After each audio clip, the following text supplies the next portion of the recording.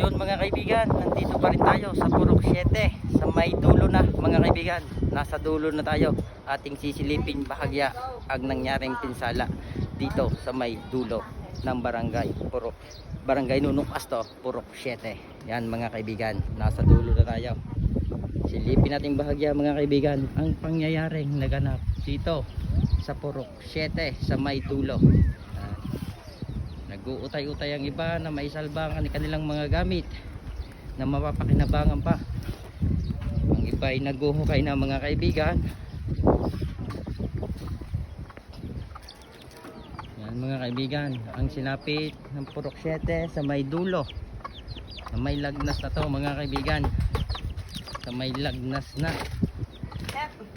Yan, nag-uutay-utay, baka may mga gamit pang pwedeng ariin na makuha.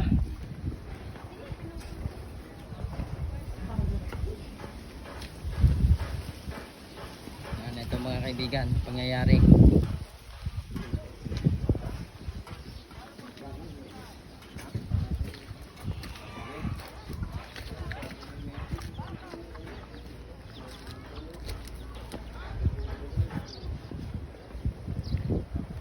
Napakaraming yabat mga kaibigan. Matatagalan bago makarecover mga kaibigan ang Purok 7. Sa mga Noida family, yan po ang sinapit tambukan dito sa sitio Purok 7.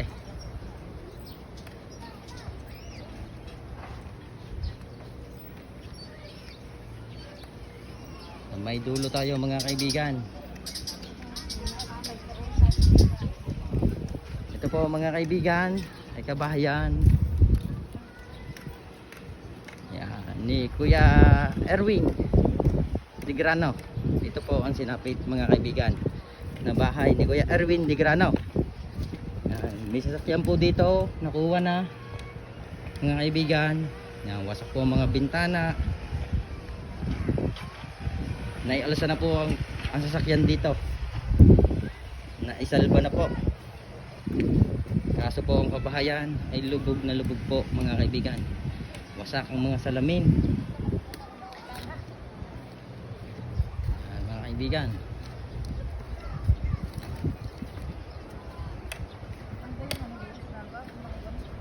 Ganito po ang kalagayan ng Purok 7.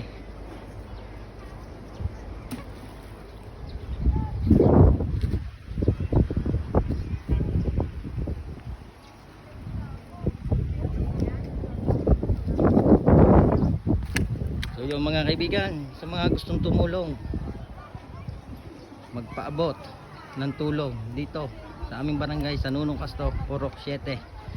Yan. Kahit po maliit, pag pinagsama ay ating pong mapapadami ng maitulong sa aking kabarangay dito sa barangay Nunong Pasto.